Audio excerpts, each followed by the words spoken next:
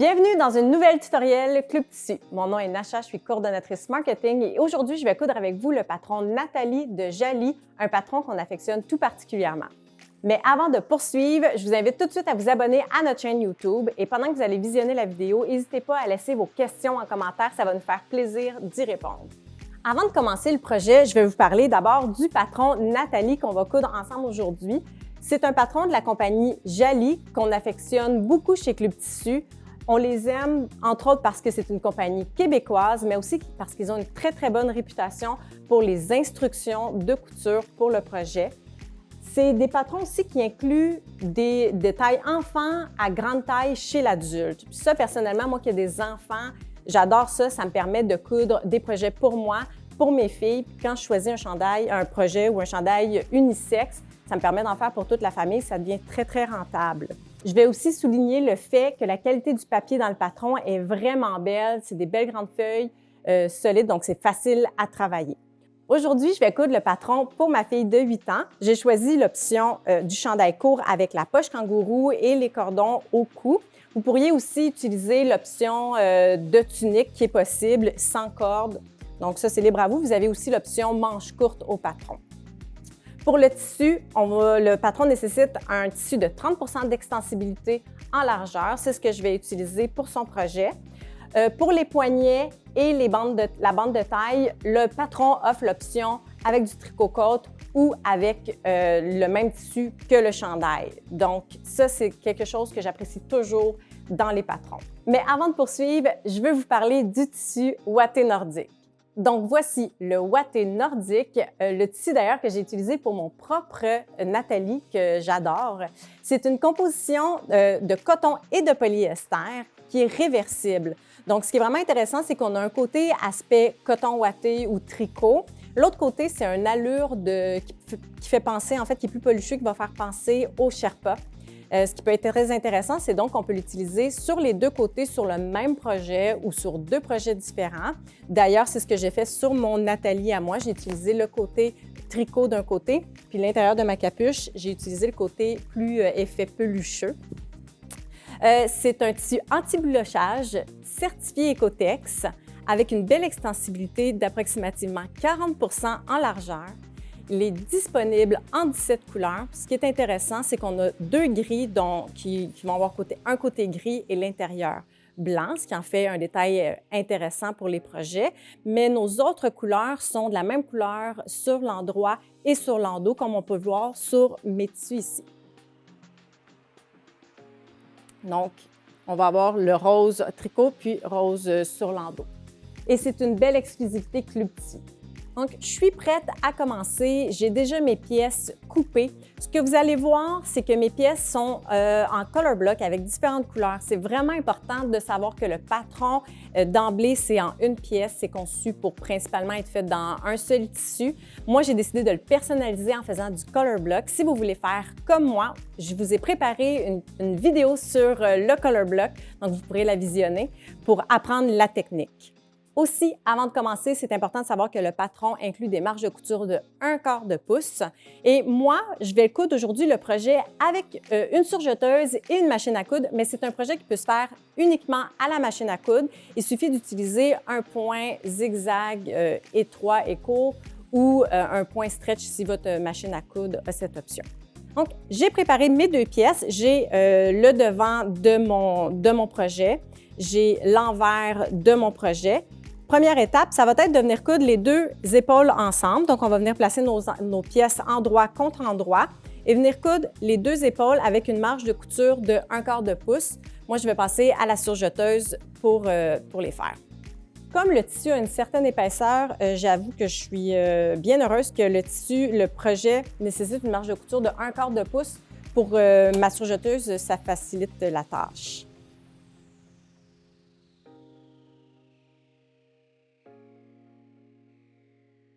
Maintenant, mes deux épaules sont cousues. La prochaine étape va être importante à faire tout au long du projet, c'est après chaque couture de venir presser la couture. Des fois, on a tendance à vouloir sauter cette étape-là pour aller plus vite, mais c'est vraiment là que la belle finition de votre projet va se faire. Donc, moi, je vais aller presser mes 2 marches de couture vers le devant du chandail. C'est une préférence personnelle. Vous pourriez la mettre vers l'arrière, mais moi, je préfère la mettre vers l'avant. Puis, une fois que je vais venir presser avec de la vapeur, je vais venir utiliser mon presse-pointe en bois pour, en fait, un presse-pointe en bois, mais moi, c'est la partie clapper que je vais venir utiliser. Donc, vous pourriez vous procurer seulement le clapper. Nos partenaires de machine à coudre en vendent. Donc, une fois que je vais avoir mis la vapeur sur ma couture, je vais venir tout de suite, venir mettre mon clapper. Puis ça, ce que ça va faire, c'est que ça va venir absorber l'humidité que je viens de mettre avec la vapeur, puis ça va venir comme bloquer le pressage que j'ai fait. Ça, c'est un bon truc pour avoir une belle finition sur vos projets. Quand vous utilisez un tissu avec des compositions synthétiques, comme ici, c'est un coton polyester, personnellement, et je vous conseille de faire pareil, j'utilise toujours une pâte mouille avant d'utiliser, en fait, en utilisant mon fer à repasser. Une pâte mouille, ça va être une pièce de tissu 100% coton, donc vous pouvez regarder dans vos retailles qu'est-ce que vous avez.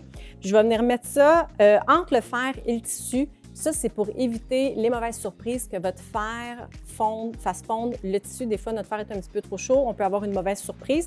Quand je ne suis pas trop certaine du résultat que ça peut donner, j'utilise toujours une pâte mouille. Donc maintenant, je vais passer à la planche à repasser.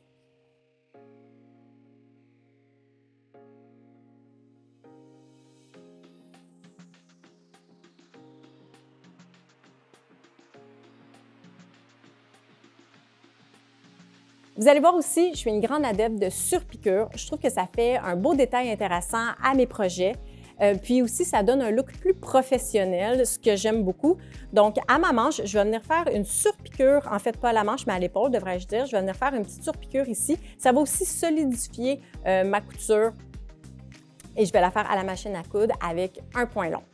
Quand vient le temps de faire une surpiqûre, moi, personnellement, j'aime garder mon pied régulier. Ce que je vais faire, c'est que je vais juste venir pousser mon aiguille vers la gauche. Donc, je vais aligner ma couture dans mon pied de biche, là où j'aurais voulu faire une couture droite, par exemple. Mais comme mon aiguille est décalée, ça va faire ma couture un petit peu vers la gauche.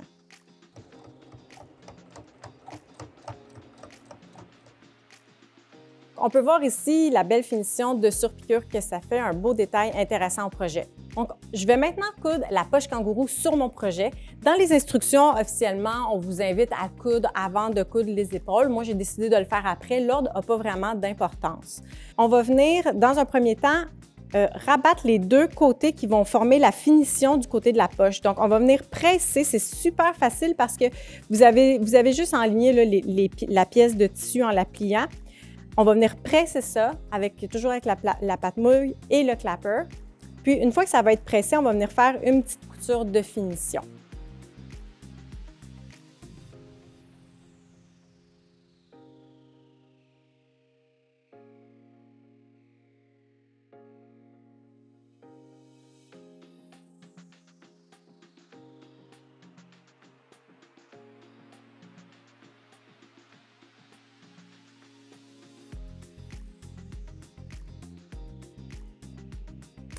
Une fois mes 2 côtés pressés, je vais venir faire une petite surpiqûre pour venir coudre le plus près possible mon ourlet, si on veut, de ma poche kangourou.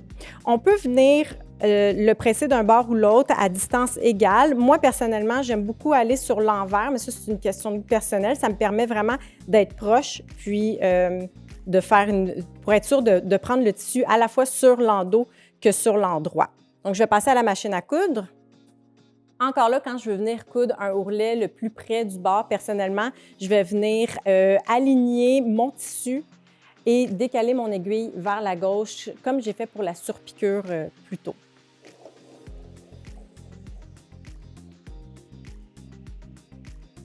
Donc, quand vient le temps de faire la poche kangourou, on va venir prendre notre pièce et on va venir rabattre le haut de la poche.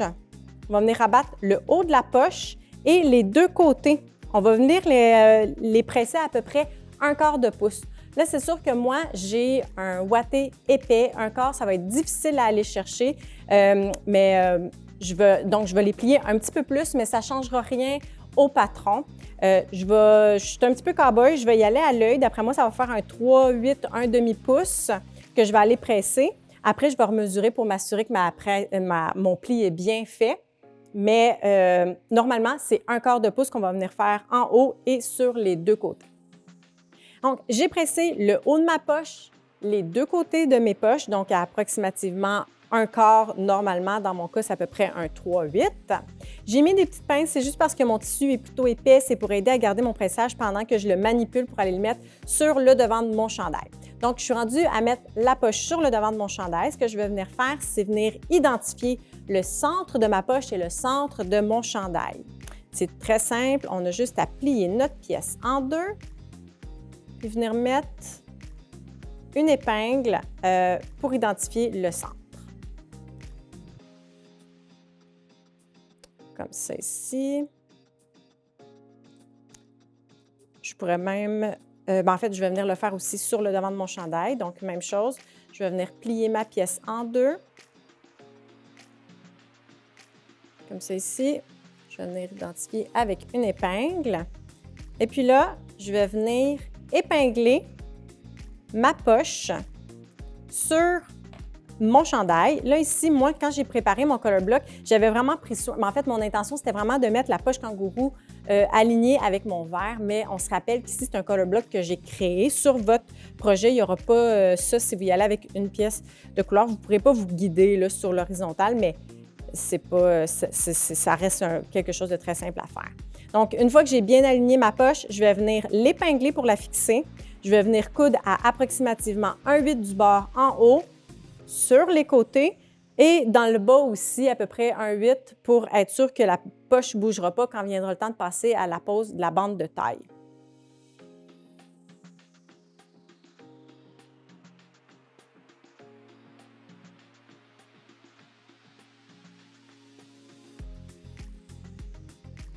Donc, on voit ma poche qui est finalement posée. Il va me rester à couper les petits fils. Mais voici ce que ça donne. Donc, ma poche kangourou est posée. On va maintenant poser les manches. J'ai ici mes deux manches que, encore une fois, j'ai préparées en color block en 3 couleurs. Si vous êtes curieux de savoir les couleurs que j'ai utilisées, c'est le rose poudré, le ivoire et le vert sapin. Donc, la pièce de patron pour les manches se coupe sur le pli, ce qui veut dire qu'il n'y a pas de différence entre le devant et le dos. Vous n'avez pas à vous soucier de savoir pour poser la manche dans le bon sens. Donc, la première étape va être de venir identifier le centre de notre manche, toujours en pliant notre pièce de tissu. On va venir mettre une épingle pour identifier le centre de la manche, qu'on va venir mettre, je vais tasser ça, celle-là ici, qu'on va venir mettre au centre de l'épaule. Donc, avec l'épingle, je sais où est mon centre, je vais venir l'aligner avec le centre de mon épaule, avec mon épaule, et je vais venir épingler. Personnellement, j'utilise les épingles pour trouver mon centre, mais je viens toujours pincer avec une pince parce que ça m'est déjà arrivé de passer sur une épingle avec ma machine à coudre ou ma surjeteuse, pire encore, ça brise ma lame. Donc, je trouve personnellement que la pince est plus sécuritaire pour cette raison-là. Avant de passer à la surjeteuse, je vais venir aligner le coin de ma manche avec le dessous du bras. Je vais venir mettre un autre épingle ici. C'est à la surjeteuse directement à la machine que personnellement, moi, je vais venir bien aligner mon tissu au moment de coudre, mais vous pourriez aussi utiliser plusieurs pinces pour le préparer d'avance. Moi, je fais ça à la machine directement. Je vous rappelle que c'est une marche de couture de 1/4. Moi, j'apprécie ça particulièrement parce qu'à ma surjeteuse, ça me permet de juste bien finir mon tissu plutôt que d'être obligée de vraiment le couper.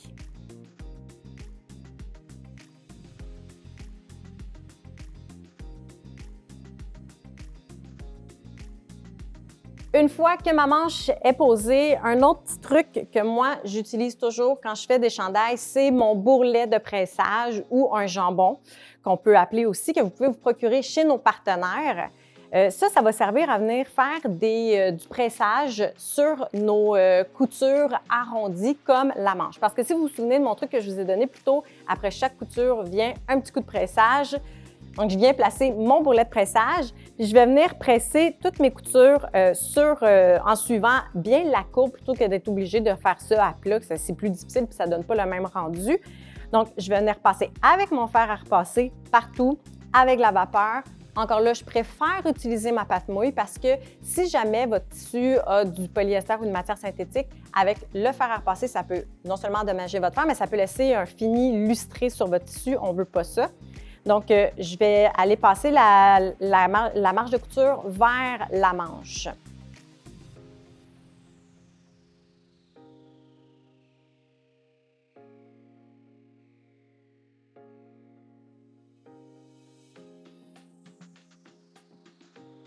Ma manche est posée, je vais faire exactement les mêmes étapes pour la deuxième manche. Mes deux manches sont installées, on va maintenant finir de les coudre. On va, pour ce faire, tourner le projet à l'envers. C'est ici. Je vais venir, c'est sûr que moi j'ai un petit défi supplémentaire parce que j'ai des color blocks, mais au contraire, ça va peut-être juste me simplifier pour être sûr de coudre égal partout. Donc, je vais venir poser mes manches bien droite, je vais venir bien aligner le dessous du bras et les côtés. Un point à ne pas négliger quand on coupe nos pièces de tissu, c'est de bien couper nos crans ou nos notches en anglais. Ce que ça va faire, c'est qu'au moment de coudre, on va être sûr que toutes nos pièces de patron soient bien alignées parce que, par exemple, dans le cas de mon chandail ici, j'ai des crans de repère qui m'indiquent que mes deux pièces de triangle doivent être bien alignées. Surtout quand on coud du extensible, des fois le tissu peut décaler un peu. On arrive à la fin, on va avoir le devant qui va être plus long que le dos, par exemple. Donc, si tout au long de la couture, vous respectez les crans, ça va bien se passer. Donc, je vais passer à la machine à coudre ou à la surjeteuse, mais juste avant, je veux quand même vous partager un petit truc que je vais faire pour bien aligner ma manche avec le corps pour avoir une belle couture nette, un beau coin. Donc, quand on va venir arriver à la couture, on va mettre une couture qui va aller dans un sens, puis l'autre couture va aller dans l'autre sens, de sorte que ça va venir se bloquer ensemble, ça ne va pas bouger quand je vais passer à la machine. Puis, quand on va virer le projet à l'endroit, on va avoir une belle finition plutôt qu'un décalage. C'est vraiment le truc pour avoir un beau fini à ce niveau-là. J'ai cousu ma manche, donc là, on veut voir si je ne fais pas mon pressage, ça va être, ça manque un peu de finition. Donc, comme à chaque couture, je vais venir presser. Mais là, une erreur qu'il ne faut pas faire, c'est de venir presser à plat. Quand on porte un chandail, c'est pas à plat, ça va faire vraiment des plis très, très droits. Ce qu'on va venir faire plutôt, c'est de venir plier la marge de couture vers le dos.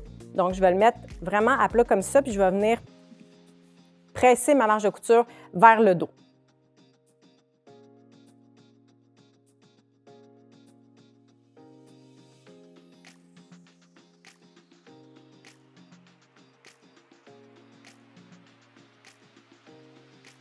J'ai une manche de terminée. Je vais maintenant m'attaquer à la deuxième manche. Je vais faire exactement la même chose. Donc, je vais venir coudre et je vais venir presser. On est rendu à faire la bande de taille et les bandes de poignet. Le patron Nathalie vous offre l'option de le faire avec du tricot-côte ou le même tissu que vous utilisez pour votre projet. Moi, pour mon chandail à moi, j'ai utilisé du tricot-côte, mais pour celui de ma fille, je vais utiliser le même tissu. Donc, j'ai choisi de les faire vertes. Donc, on va commencer en fait avec la bande de taille. Ici, j'ai mes deux pièces qu'on va venir mettre endroit sur endroit en alignant l'écran. Encore une fois, je vais venir coudre à 1/4 de pouce. Pour les bandes de taille, moi, j'aime bien utiliser la machine à coudre parce que la surjeteuse fait une épaisseur plus épais au niveau de la couture. Moi, je préfère quelque chose qui prend... qui est plus fin. Donc, je vais juste prendre ma machine à coudre. Puis, on peut y aller aussi avec un point droit. Ce n'est pas une couture qui va être sollicitée en extensibilité. Donc, juste un point droit, là, ça fait bien le travail. Une fois cousu, je vais venir presser mes marges de couture ouvertes avant de plier la bande de taille en deux. On va maintenant plier la bande de taille en deux. Là, ce que je n'ai pas fait, puisque j'ai l'habitude de faire habituellement, c'est de presser mes bandes de taille en deux avant de les coudre. La raison pourquoi je fais ça, c'est parce que c'est plus facile après les replier ensemble. Là, je vais devoir prendre le temps de m'assurer que mon tissu est bien plié égal partout, une étape qui est évitée quand je presse avant. Donc, ma bande est pressée, elle est terminée, elle est prête à être assemblée à mon chandail. Donc, ce que je vais venir faire, c'est venir identifier les 4, en fait, séparer ma bande tubulaire en 4 quartiers. Donc, j'ai déjà mes 2 côtés qui sont identifiés à mes coutures. Je vais identifier maintenant le centre avant, le centre arrière de ma bande de taille. Je vais faire la même chose pour mon chandail. Donc, j'ai déjà les 2 coutures de chaque côté. Je vais venir identifier le milieu avant, le milieu arrière avec une épingle. D'ailleurs, je profite de cette étape-là si vous vous demandez pourquoi j'ai utilisé du fil à surjeteuse noir sur mon projet. En fait, moi, j'aime bien utiliser, souvent, j'utilise du blanc ou du noir. À quelques exceptions près, je prends certaines couleurs. Mais là, ici, je me retrouve avec un projet avec du vert foncé et des couleurs relativement pâles. Donc, c'est sûr que pour le rose, le blanc, j'aurais pris l'habitude de prendre du blanc. Pour le noir, pour le vert forêt, pardon, j'aurais pris du fil noir. Mais là, je devais faire un choix. Donc, j'ai choisi le noir parce que je considérais que mon projet... Je préfère utiliser du noir sur du blanc que du blanc sur du tissu foncé. C'est pourquoi j'ai choisi du fil noir. Donc, j'ai identifié mes 4 quartiers. Je vais venir maintenant prendre ma bande de taille. Je vais venir la mettre à l'inverse, puis je vais venir la glisser dans mon chandail. Moi, personnellement, je vais venir mettre mon chandail à l'endroit, puis je vais mettre ma bande de taille par-dessus. Par contre, vous pourriez mettre le chandail à l'envers et mettre la bande à l'intérieur. C'est vraiment une question de goût personnel. Moi, au fil du temps, j'ai réalisé que cette façon-là, en mettant la bande de taille à l'extérieur, je trouvais ça plus facile pour moi. Mais l'important, c'est de faire la technique qui vous convient le mieux, évidemment. Quand je mets une pince, moi, je mets toujours une pince pour les tenir, toujours parce que je vais assembler ça à la surjeteuse.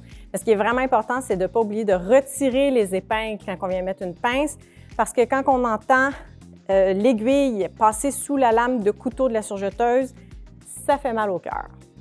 Donc, je vais maintenant aller assembler ma bande de taille à la surjeteuse. J'ai assemblé la bande de taille à mon chandail. Je vais, je vais venir faire un pressage, toujours un pressage, en faisant rabattre la couture vers le haut, mais je vais la faire en même temps que les poignets. Donc, je vais tout de suite faire les poignets. Contrairement à tantôt, j'ai omis de pré-presser mon pli. Je n'oublierai pas avec mon poignet cette fois-là. Donc, je vais prendre ma pièce de poignet, puis je vais la presser, plier avant de venir la coudre parce que ça va être, quand je vais être rendue à la plier, ça va être beaucoup plus facile parce qu'il va y avoir un pli déjà fait. Donc, je vais passer tout de suite à la planche à repasser, puis ensuite, je vais venir les coudre. Je vais maintenant déplier mes pièces. Je vais venir les plier dans l'autre sens pour que les crans se touchent. Donc, les petits crans sont bien pertinents ici parce que des fois, on peut être mélangé dans le sens dans lequel il faut les coudre. Je vais venir faire une couture sur mes 2 poignets. Je vais poser maintenant les poignets à mon chandail. Mais juste avant, je vais vous partager un petit truc, en fait, personnel. Moi, j'aime avoir les poignets bien serrés. Puis ici, il faut dire que j'ai des petits poignets. Un petit truc, avant de les installer à votre chandail, essayez votre poignet pour voir si ça vous convient. Est-ce que vous allez être confortable? Est-ce qu'il est trop large, trop serré? C'est le temps de le modifier avant de le mettre au patron. C'est sûr, avant de le mettre à votre chandail. C'est sûr qu'avant aussi, il faut quand même s'assurer que si vous le rapetissez, qu'il s'agence toujours, qu'il y ait toujours assez d'élasticité pour être à la manche. Mais moi, ça m'est arrivé beaucoup trop souvent de coudre mes poignets pour finalement réaliser que je trouvais ça trop lousse. Donc, un petit truc avant de faire les poignets. Mais là, pour ma fille, je n'ai pas besoin. Je sais que ça va lui convenir. Donc, comme tantôt, je vais séparer ma bande de poignets. Vous pourriez la séparer en 4. Moi, la bande de poignet, je trouve que c'est plutôt petit. Je me contente de la séparer donc en 2. Je vais avoir un côté, je vais avoir ma couture, l'autre côté, mon épingle. Après avoir préparé mon poignet, je vais venir faire la même chose pour mon chandail. Donc, je vais venir identifier le côté opposé. Et je vais venir mettre mon poignet par-dessus ma manche en alignant la couture de mon poignet avec la couture de ma manche, puis les 2 épingles ensemble. Je vais venir mettre ma pince. Ça pourrait être une épingle. Moi, je préfère les pinces. J'enlève mes deux épingles avant de les entendre passer dans la surjeteuse. Je vais venir aligner mes coutures avec une autre épingle, avec une autre pince, pardon. Et je vais aller le passer à la surjeteuse pour mes 2 poignets. J'ai installé ma bande de taille tantôt. Maintenant, je viens de faire mes 2 bandes de poignets. Je vais venir les presser pour la finition. Je vais mettre les marges de couture vers le haut. Puis après, ça va donner vraiment un résultat professionnel. J'ai terminé d'apposer la bande de taille et les bandes de poignet. On est maintenant prête à passer au col. Pour mon col, j'ai décidé de le faire avec 2 couleurs. Donc, l'extérieur va être rose, l'intérieur va être avec l'envers de mon tissu ouaté nordique qui donne un peu un effet pelucheux, effet Sherpa. Donc, ce que ça va donner, ça va être un beau col montant de la même couleur que mon chandail, mais l'intérieur qui va faire un rappel avec la manche. Donc, à cette étape-là, avant de coudre, on va venir placer les œillets. Dans mon cas, comme le tissu est épais, je préfère placer les œillets un petit peu plus tard dans le processus parce que l'épaisseur de la couture va avoir un impact sur la position de mon œillet. Mais l'étape que je vais vous montrer va être la même. Je vais vous la montrer tantôt, mais ce serait la même que vous pourriez reproduire maintenant, c'est-à-dire d'identifier les œillets et venir entoiler l'endroit où il va y avoir les œillets. Dans le cas du ouaté nordique, c'est bien parce que le col, le tissu est épais, il est structuré, ça tient bien. Si vous allez avec un tissu plus mou comme du jersey de coton, du polyester, du jersey de bambou par exemple, à ce moment-là, vous pourriez venir entoiler la pièce au complet avant de les coudre parce que sinon, en fait, ça dépend toujours du look que vous voulez, mais sinon, votre col va être tombant. Donc, si c'est ce que vous voulez, c'est parfait. Donc, la première étape va être de mettre nos 2 pièces endroit contre endroit. Dans mon cas, il ne faut pas que je me trompe, l'endroit de mon rose, c'est celui-ci, mais l'endroit de mon blanc, ça va être le côté plus pelucheux. Donc, je vais venir les placer comme ça ici. Et je vais venir coudre tout le long de ma pièce à 1/4 pouce. Ce que je vais venir coudre, c'est le haut du collet. Donc, il y a un côté qui a des crans, ce n'est pas celui-là que je vais venir coudre, c'est vraiment le côté opposé. Et là, comme j'ai choisi de jouer avec l'envers de mon tissu, ce que je vais faire, c'est je vais juste m'assurer en le tournant qu'une fois que la couture va être réalisée, que je vais vraiment avoir le rose à l'extérieur, le pelucheux à l'intérieur. C'est ça que je veux. Parfait, je peux passer à la machine à coudre. Donc, ma pièce est assemblée. Ce que je vais faire maintenant, c'est venir sous-piquer le projet. Si vous ne savez pas c'est quoi une sous-piqûre, ça peut changer votre vie dans vos futurs projets parce que des fois, les patrons ne l'indiquent pas toujours de le faire et c'est quelque chose que j'utilise souvent, même quand le patron n'est pas indiqué. Dans celui de Jali, ça fait partie des étapes.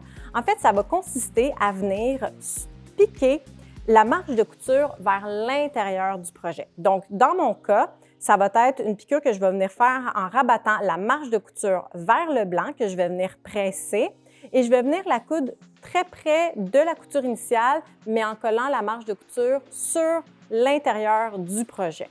Donc, je vais aller passer au fer à repasser. Je vais coudre la sous-piqûre, puis après, je vais vous expliquer pourquoi on aime ça.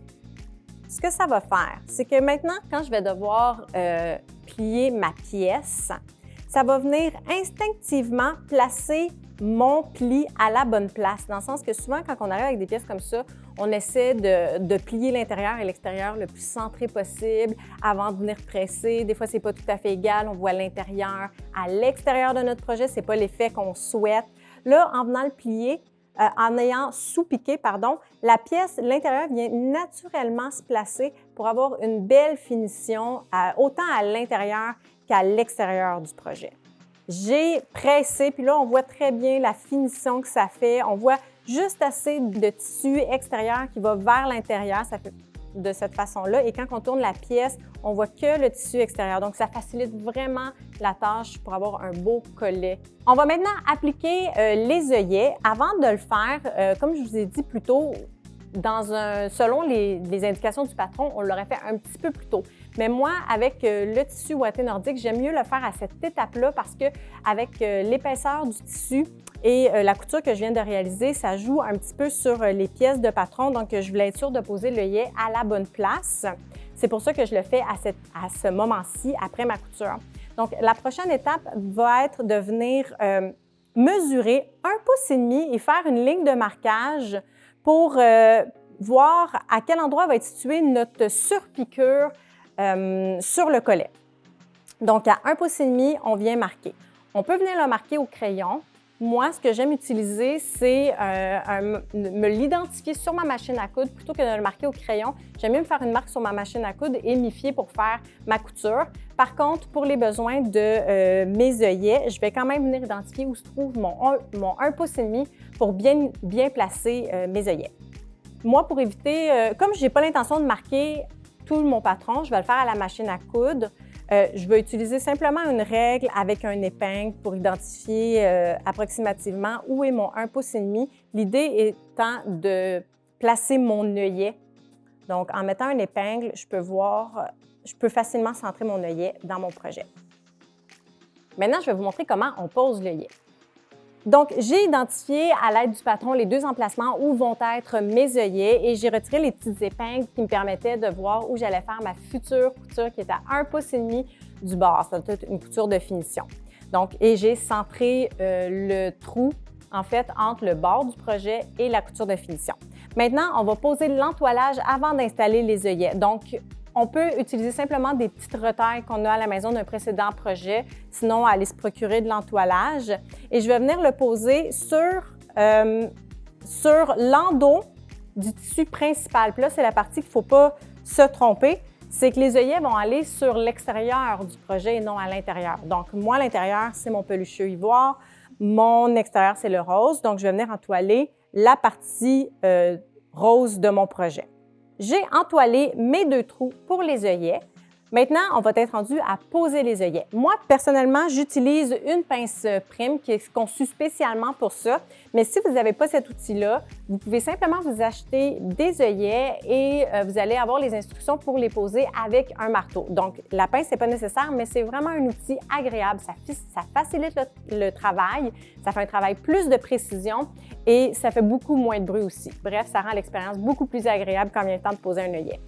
Donc, avec ma pince, il va y avoir, il y a les outils pour faire le trou. Avec cet outil-là, je vais venir percer mon trou de mon futur œillet.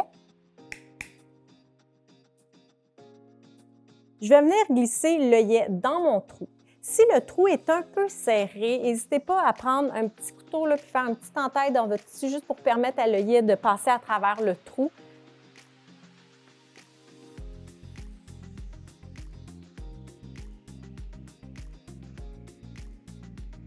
Et une fois que ça s'est glissé, on va venir prendre l'anneau et venir l'insérer par-dessus, changer les embouts de notre pince qui sont différentes, qui viennent avec les œillets primes.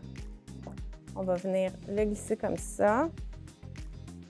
Et ensuite, on vient utiliser la partie blanche pour le dessus de l'œillet, la partie métallique pour le dessous de l'œillet. On s'enligne bien et on vient presser. L'œillet, quand on commence, ce n'est pas nécessairement facile à faire. Mes 2 œillets sont maintenant posés. Je vais venir faire la couture de finition à 1 pouce et demi du bord de mon col. J'aurais pu venir le marquer au crayon, mais moi, j'ai décidé d'y aller directement à la machine à coudre. J'ai mon petit indicateur, je sais où aller pour le faire à 1 pouce et demi. J'aurais pu utiliser aussi un tape pour me le marquer ou faire une marque de crayon. Allez-y avec ce que vous êtes le plus à l'aise.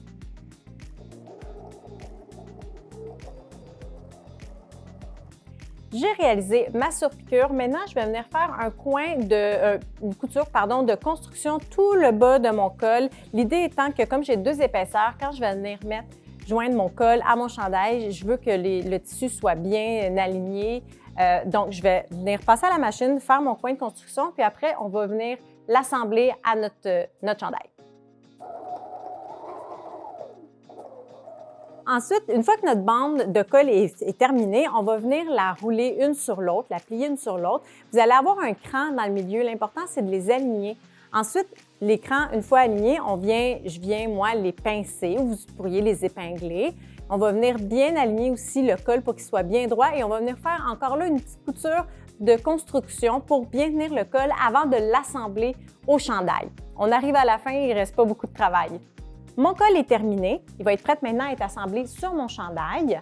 Donc, celui-là, pour attacher le col au chandail, vous avez besoin d'identifier le dos. Mais pour le reste, le devant, vous avez déjà un cran. Vous avez déjà 2 crans avec des petits triangles qui vont venir s'emboîter parfaitement qui vont venir en fait s'aligner avec l'écran du chandail. Donc, vous avez déjà 2 crans aux emmanchures. Vous avez identifié le devant, le dos de votre chandail et on va venir glisser le col à l'intérieur. Et on va venir épingler tout ça ou attacher tout ça avec des pinces. Maintenant, le tout bien assemblé, je vais aller les coudre ensemble à la machine à coudre. Et voilà le résultat une fois le col assemblé. Maintenant, on est presque arrivé à la fin, il ne reste plus qu'à faire le cordon. En fait, le cordon, évidemment, vous pourriez simplement vous procurer un cordon, le passer, c'est terminé. Si vous voulez le faire vous-même, vous avez les instructions dans le patron. Vous pouvez simplement prendre une bande de tissu dans le format qui va être indiqué dans le patron, le coudre ensemble et virer le cordon de l'envers vers l'endroit, votre cordon va être terminé. Moi, ce que j'ai décidé de faire pour mon patron, comme le ouaté nordique est plutôt épais, j'ai décidé d'opter pour prendre mon tissu, le plier en deux et faire avec un bord un petit peu plus rough, moins fini. Je trouvais que ça c'était parfaitement adéquat pour le look du coton ouaté à ma fille. Donc, il ne me reste plus qu'à enfiler le cordon pour voir le résultat final.